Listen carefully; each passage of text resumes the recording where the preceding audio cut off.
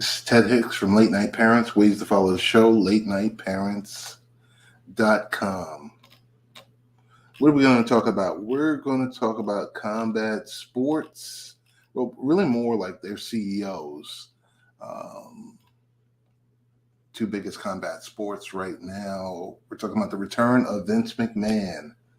So the clear winner of the craziest story of the week was Vince McMahon, controlling shareholder of the WWE, that's World Wrestling Entertainment, staged a coup at his own company. McMahon was forced to resign last year after the Wall Street Journal reported he had been accused of sexual harassment by 4 women and paid them $12 million to stay quiet.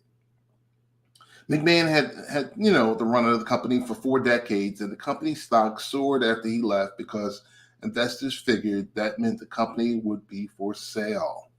Vince's daughter Stephanie and her husband Paul and former CIA agent Nick Khan have run the company since Vince left and are preparing to negotiate the first major media rights deal.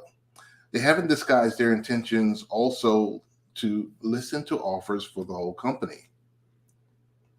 So Vince would need to bless any such deal, and he used that leverage to force his way back onto the board and bring 2 of his former employees, both of whom he fired, by the way, back with him. Some potential suitors for the WWE. Number 1 would be Comcast, and that's the owner of NBC Universal, and it's already paying almost $500 million a year for rights to show WWE on TV and Peacock, a figure that would only increase in the next deal if they keep it.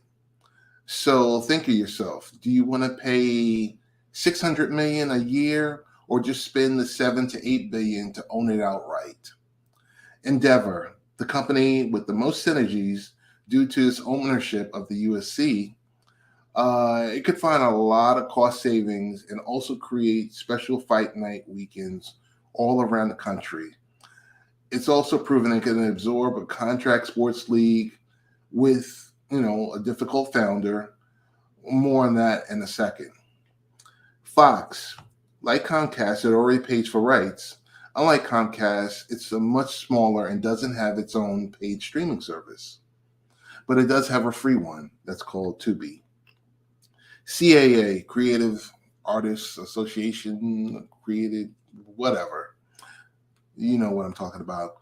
Could it copy WME's playbook to go public? Disney or Netflix, basically a global entertainment brand that either could also utilize for scripted series and movies. Fits into the respective MOs, but also comes with some serious headaches. Tech companies, Amazon, Google, and Apple are all showing a new willingness to spend on live events and content. Staging wrestling shows around the country might be a little outside their wheelhouse. And, the one that everyone doesn't want to talk about is Saudi Arabia, that public interest fund with tons and tons of money. Never rule it out. The WWE already does a couple of shows a year. So broadcasting that you are for sale is usually not a great strategy, a specific deal to get into. But whether they sell the company or not, the WWE is on line to get a lot of big increases in fees. So speaking of Endeavor and its other boisterous CEO, TMZ published a video that said it was the head of the Ultimate Fighting Championship, that's Dana White, slapping his wife in Cabo San Lucas. White has addressed the video in an interview with TMZ, saying there's never ever an excuse for a man to put his hands on a woman.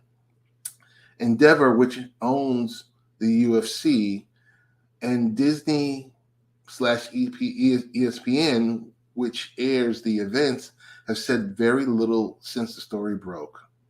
Endeavor, let's put it this way. Endeavor looks at Dana White the same way the NFL looks at Roger Goodell.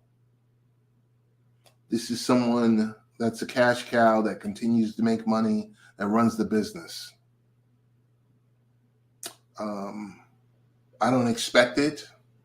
And I think all parties are just ready to move on. So those are just some thoughts on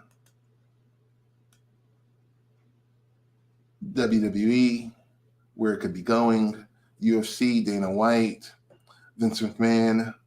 This is Ted Hicks for Late Night Parents.